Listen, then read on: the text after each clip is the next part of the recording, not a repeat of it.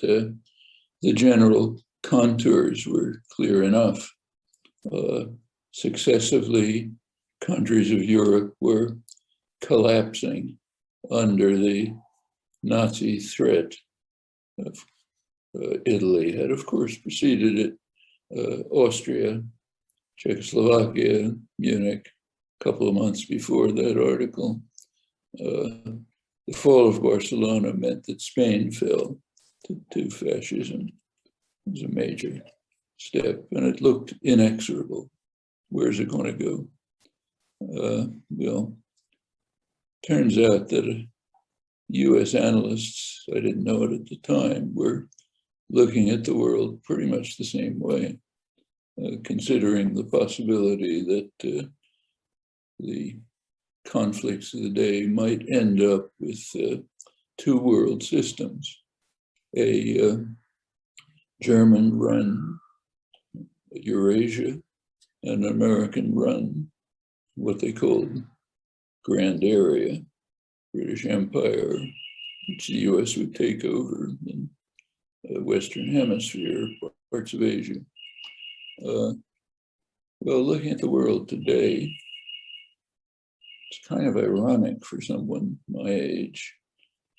By the 1930s, mid-30s, Europe was descending to fascism, and it went all the way.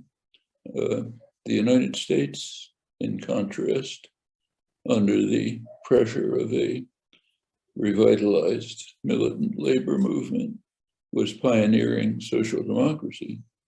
That was the New Deal, which in the post-war era was kind of a model for the spread of much of the social democratic successes of later years.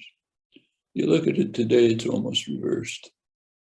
The United States is moving towards a kind of Christian nationalist proto-fascism, regressing to much earlier period of civilization.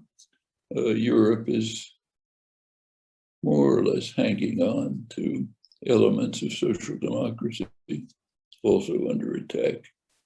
So there is more than a little irony as to where the world is going. Looks very dangerous.